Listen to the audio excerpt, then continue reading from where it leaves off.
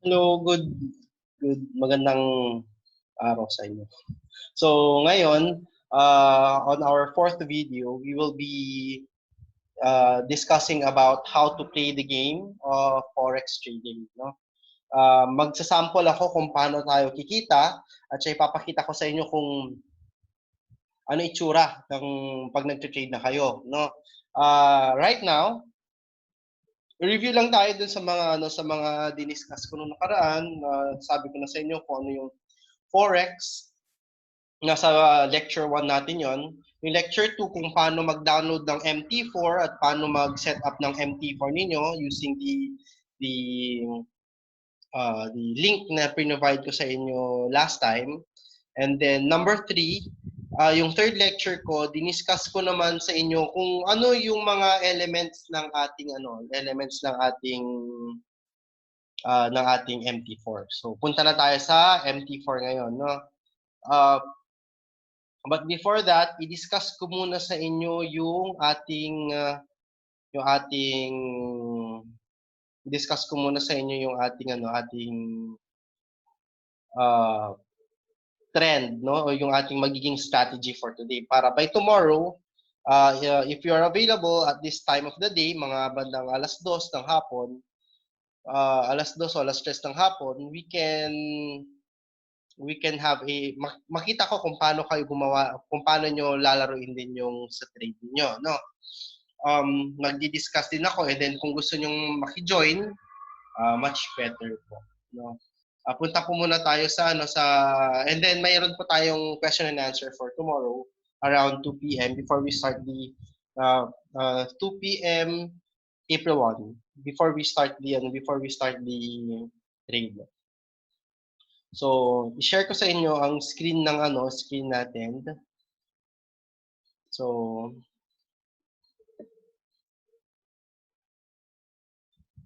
okay. So, ngayon,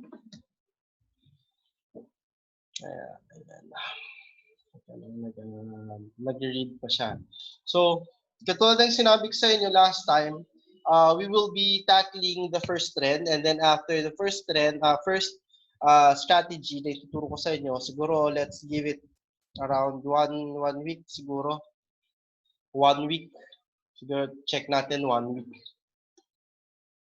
Dapat by 1 week, meron na po kayong matutunan or matry nyo na po ito. So, we'll talk first about what we call the trend. Okay. What we call the trend. Please remember that the trend is always your friend. Just go with the flow. Kumbaga sa relasyon, o kung anong nasa harapan mo, mahalin mo na. Huwag ka nang mamimili. Parang ganun lang din yun sa trend is your friend. Okay? Now, we need to know first things first. You need to identify if the market direction is going up or going down. When we say going up, uptrend po yun. Pag going down, downtrend. Now, pag sinabing uptrend, ito ang laging pumapasok sa isip ko. It's a series of higher highs and higher lows, no? So, explain natin 'yon. Pag sinabing higher highs, kung mapapansin niyo sa graph na ito, yung mga highs natin, tulad nito, drawing natin, no? Tulad nito, itong highs na ito, yan, ay sumulat. At ay sumulat. Ng color natin should be red.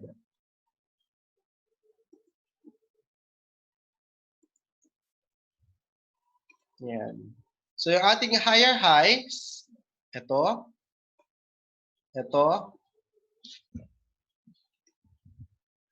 yan, si higher highs, no?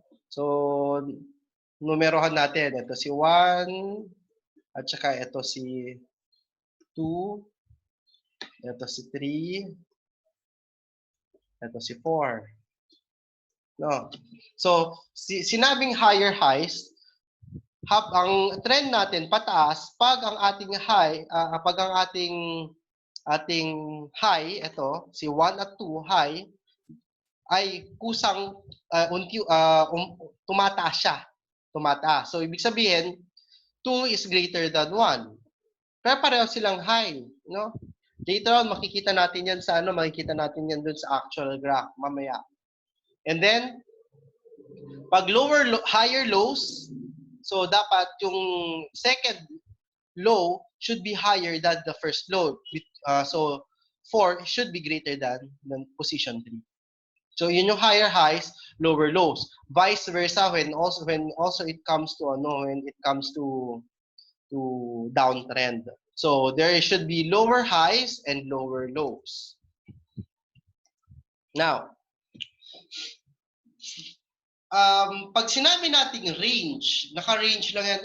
Under range pa lang yung ating under range pa lang yung ating ating market, no? So, walang higher highs, walang lower lows. Okay? Walang higher highs, walang lower lows. Okay, so punta tayo sa sa market. Pag nagtra-trade kayo, always trade along the trend. So, kung pataas siya, we long. Pag sinabing long, ibig sabihin nun, we buy. We buy the currency.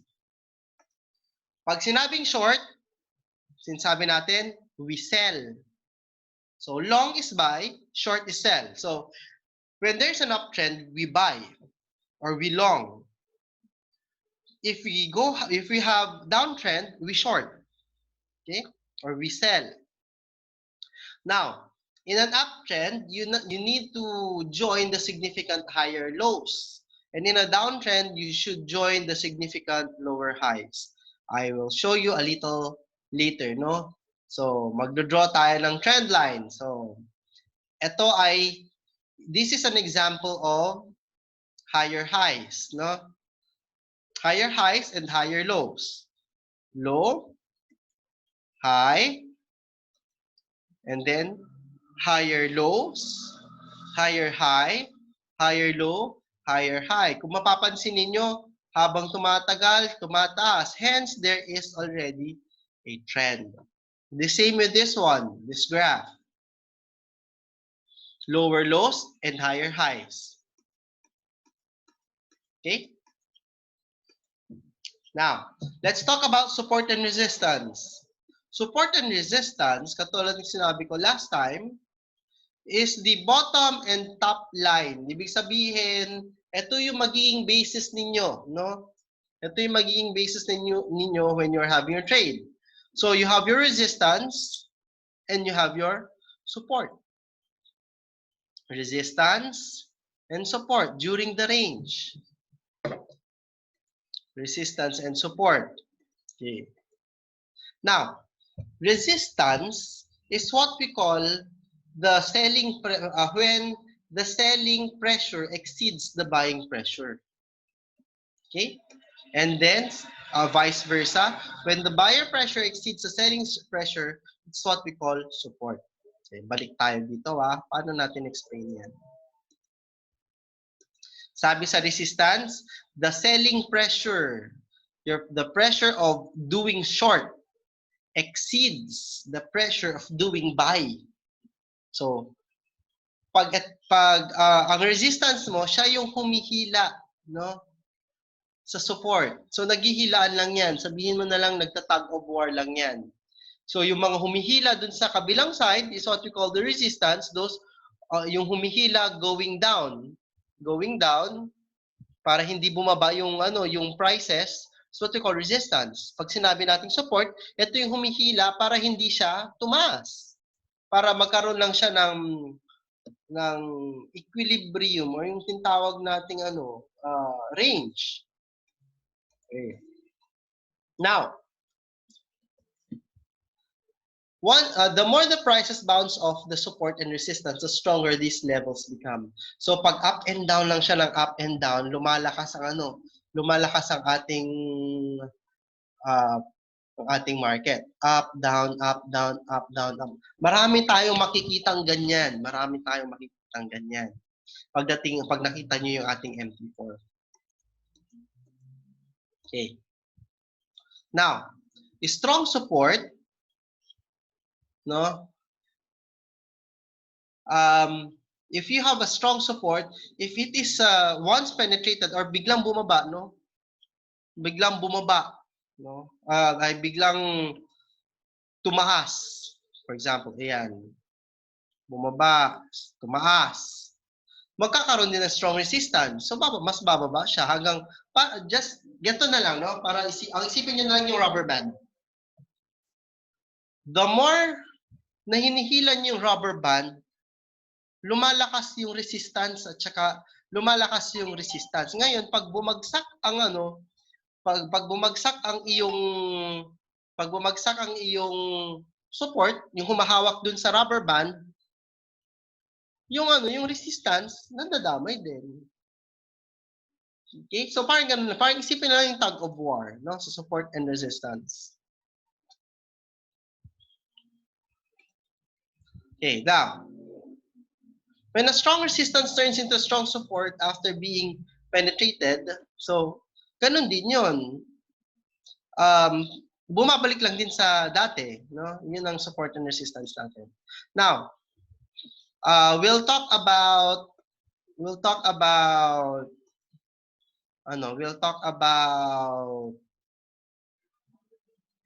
tawag natin dito. We'll talk about the trend. Since alam niyo na yung trend, let's talk about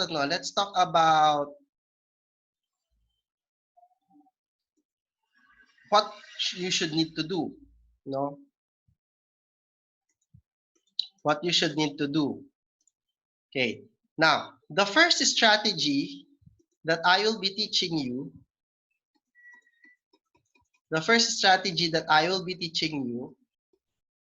is what we call the trend rider. Okay. Ba itsura ng trend rider. Okay. I'll be explaining it to you.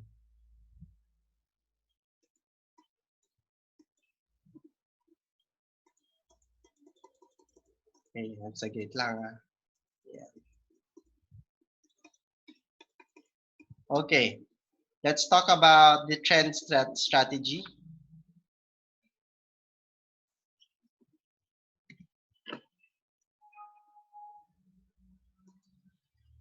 So,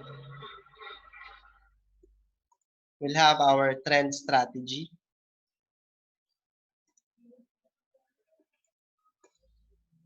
Asan na ba yung aking camera?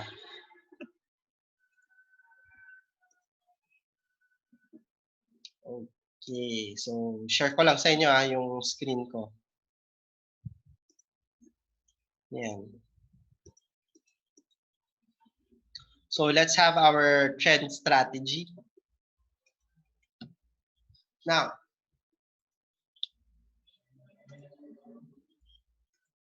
pag trend rider strategy siya, you need to, using two moving averages, you have to identify whether it's going up or going down. And then you will use your average directional movement index indicator for the exit. Anong time frame natin? Huwag po yung 5 minutes, yung M5 at M1. Ang gagamitin po natin is pwede pong H1, H4, D1, M1 kung gusto nyo po. No? Currency pairs, this is applicable to all currency pair. Anong indicators natin? Exponential moving average with period 12, EMA 12, at saka EMA 36. Ang ADMI natin should be level 40. Okay? Let's do the charting. So kung makikita ninyo, pag nag-cross ang blue sa red, ano ang gagawin? Long or short? Of course, it should be short. Pag nag-cross ang blue at red uli, pataas, you have to buy. Okay? Now, these are the rules. And then you have your ADX 40 dito. So pag kailan kayo i-exit, kailan kayo papasok? Papasok kayo pag umakyat siya, mag-exit kayo pag nandun kayo, pag umabot na uli siya sa 40. No? Guys, ang forex trading ay hindi ito yung get rich quick scheme, no? It would take hours, days for you to be able to master it, no? Ang mga stockbrokers, ang mga brokers natin, forex brokers natin, minsan naglalaro lang yan ng Game Boy, minsan naglalaro lang yan noon, naglalaro ng Game Boy kasi gusto kong Game Boy na nababasa, nagkakape. But when the prices moves, no? Pag sinabing price moves, ang daming volume, doon lang nagiging busy ang market. Doon lang sila kikilos. Pero usually, most of the time, nakaupo na lang sila, nag-aantay sila ng price movement. So, wag ko kayo mag-alala kung on the first day wala kayong makitang ganyan, okay lang yun. Malay nyo, bukas susunod. Mas maganda ng sigurado mas maganda ng sigurado kesa naman sa in the end, talo lang tayo. Okay? So, please look at this one. You have this is your ADX, your directional movement. Okay, this is your support and resistance. So and then the red one is your EMA 36, your blue one is your EMA 12. Level 40 is where you exit. Okay? Now, for a long trade setup, you have to, when the blue line or the EMA 12 crossed above the EMA 36, which is red, automatically you have to long. You have to buy. Entry price is where market comes back to touch down EMA 12. Okay, entry price. Ano ang entry price? Entry price is where the market comes back down to touch EMA 12 or blue moving average. Distance between EMA 12 and EMA 36 must be at least 25 pips. Must be 25 pips. Okay? Sige. Long trade setup. Stop loss is set at EMA 36, a red moving average. Okay. And the stop loss must be at least 30 pips. There's no predetermined take profit tayo, no? Exit your trade when the ADX crossed above 40 and cuts back below. Ulitin ko ha. Kailan tayo papasok? Okay, kailan tayo papasok sa long trade? If the entry price is where the market comes back to touch down EMA 12. The entry price is where, and then, exit tayo pag dun sa ADX 40. Sige, tignan natin ang sample nila dito. So, papansin mo, 2 EMA have already crossed. Kailan tayo papasok? So, ano ang ating papasok siya at 1.0525. Dito po yan. Yan ang entry price. Entry price natin entry price po tayo pag bumalik siya, no? Pag bumaba siya, ibig sabihin ang inyong resistance ay lumalakas, no? You have your higher lows. So ito ang entry price natin. And then ilan ang ating stop loss should be less 30 pips. So 25 minus 30, so dapat 1.0495 yung pips natin. Kuha. Okay, now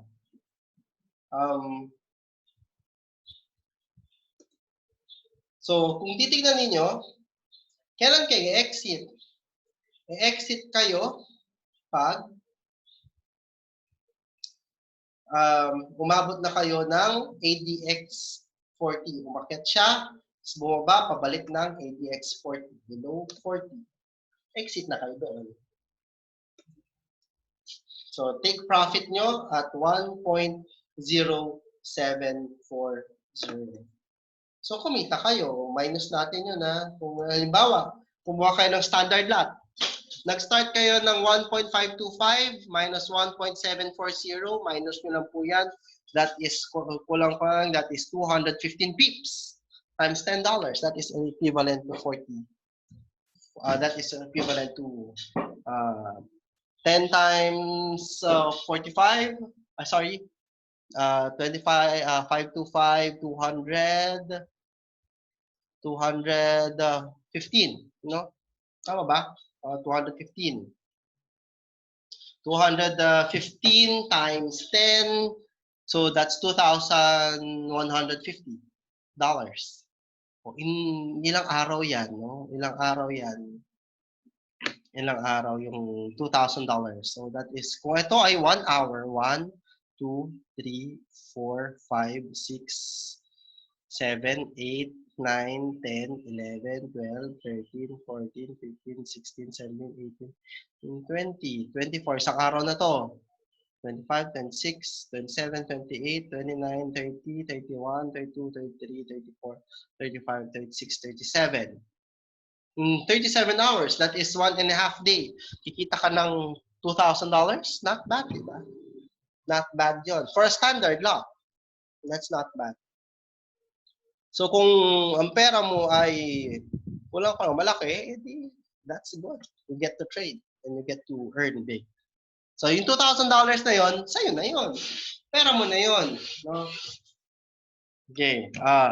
How about the short trade setup? The same rin lang if the blue crossed below the EMA 36. Okay. Entry price is where the market comes back up to touch down EMA 12. Distance between EMA 12 and EMA 36 must be at least 25 pips. No? Before you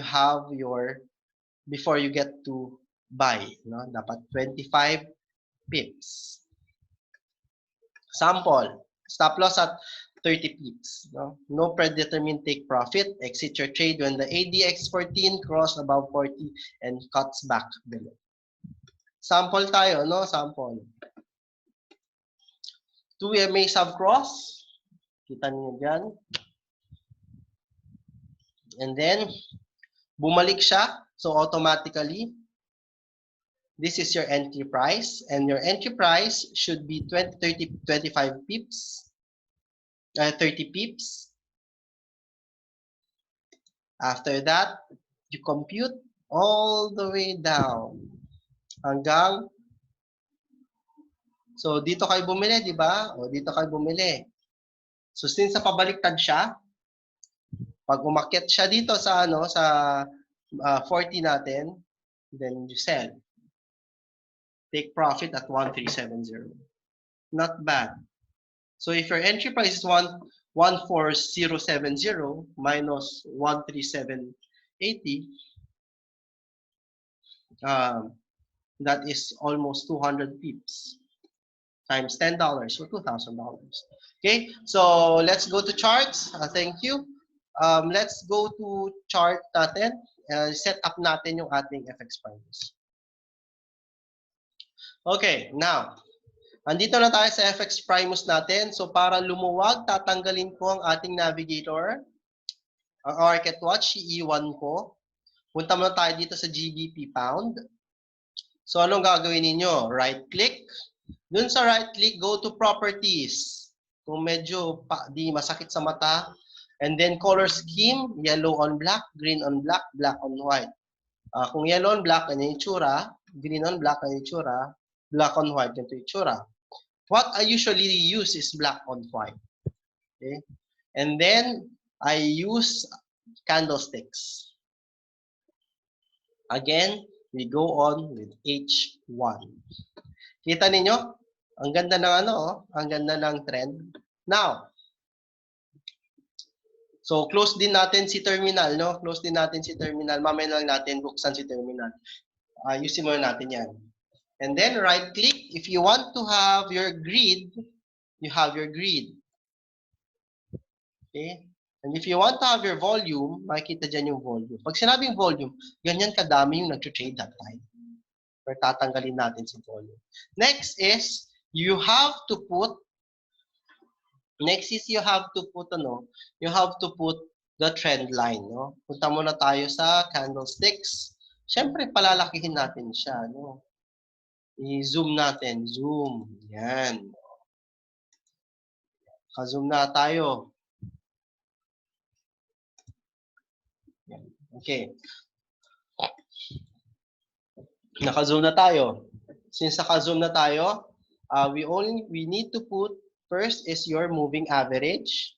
Pag di niyo po makita ang moving average dyan, punta po kayo sa trend and then moving average. Anong sabi? EMA 36 is color red, exponential. Okay? And then, syempre, pag just click it, check nyo kung gusto nyo palalakihin yung linya, no? Ayan. Okay, mas malaki niya. And then, we have to open another one for EMA 12. Period 12. Anong kulay ng 12 natin? It should be blue. Yan. So, kita ninyo. Next is we have to open average directional movement index. Saan yun makikita? Nasa trend din yun. Average directional movement. So, anong gagawin? Period 14. O kung anong kulay ang gusto nyo. For me, I'd rather have a dark green or green. Tapos nilalakihan ko siya para makita ko. And then, color natin, din na naman natin yun ng plus DI natin, yung ating positive at ang resistance natin. Depende na kayo kung anong gusto nyo. Pero mas gusto ko kasi yung kitang-kita talaga. So, kulayan natin ng fire break. No? Level, add level 40. Add, sample na natin na add, level is 40. Color, anong style? Silver. Sa akin, let's have it at yellow. Okay. Yan. Pangit pa lang yellow, no? Ulit natin yung yellow. Pangit yung yellow. Balik tayo sa ADI. Palitan natin yellow. Gawin na lang natin black. Yan, black. Tapos,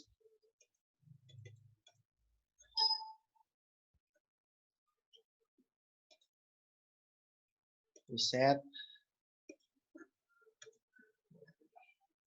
Tanggalin natin si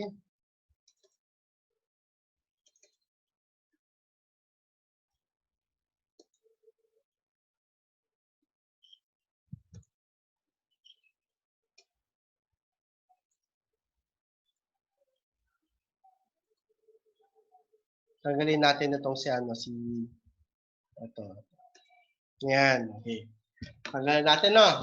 So, tignan lang natin itong graph na to, ha? Tignan lang natin itong graph na to.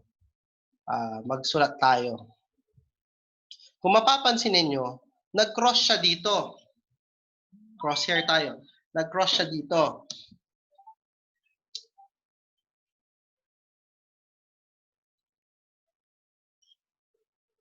Teka lang.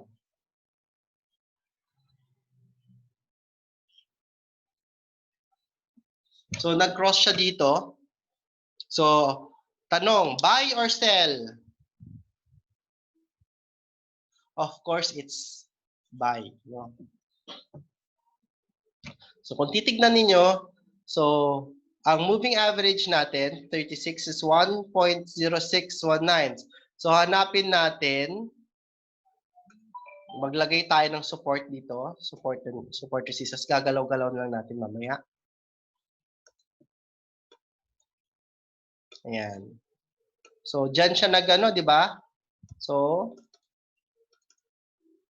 yakit lang natin, napin natin yung pwede ang 25. Tignan nyo dito sa ADX natin. Doon pumasok, or dito pumasok. Tignan natin kung papasok siya sa ating kondisyones. Siyempre, lalagay tayo ng, ha? Hindi. Ito. Lagyan natin ng, ito. Yan. Para makita lang natin, no, kung saan yung ating ano. Papasok tayo dyan. Pasok tayo dito. Tignan natin kung pasok siya. So, 87 minus 63. Pasok ba siya? So, dapat 93. So, di siya pumasok. Umakyat siya, bumaba dito. So, dapat dito tayo papasok. Check natin, ha. Medyo malapit naman na, pwede naman na kayo mag-ano eh. Pero if strictly speaking, well, you have to buy. Hanap tayo ng ano, kasi nag-cross na siya eh. Hanap kayo ng 30. Ito, dito tayo.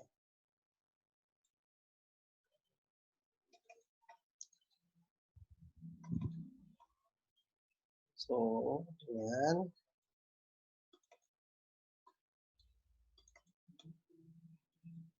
Okay. 9320. At saka, ano, sa tingin nyo, umabot ng 30 pips. Sobra pa, di ba? So, hanap tayo ng ano. Siguro dito tayo sa mas mababa.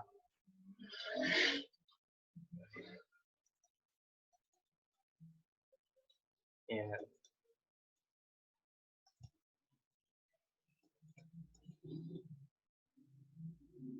$37 plus 30, dapat 67. 19519. 87, 88, 89, 90.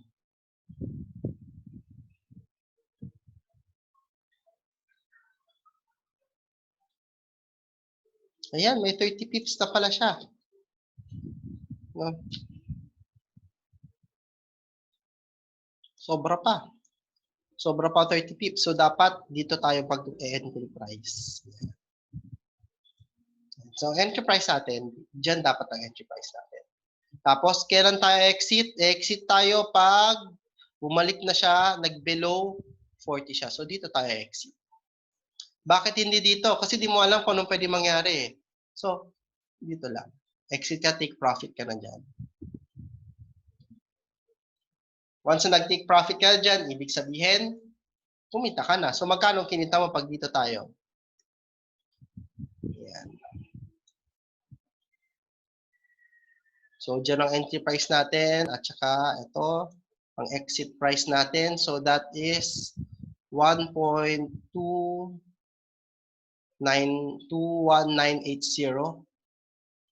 minus 1.19461. Since na hindi ako ganun kagaling sa math. No? Okay, so that is 1.21981. 21981 minus 1.9461 equals, that is equivalent to ulit 1.29219 minus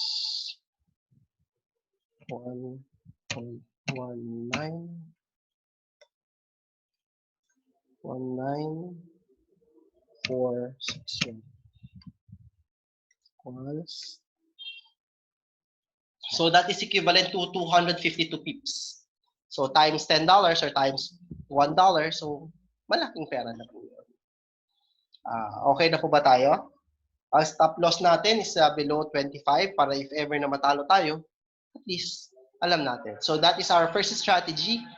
So happy trading. So tomorrow we'll have our live. We'll try to have a live tomorrow. Thank you.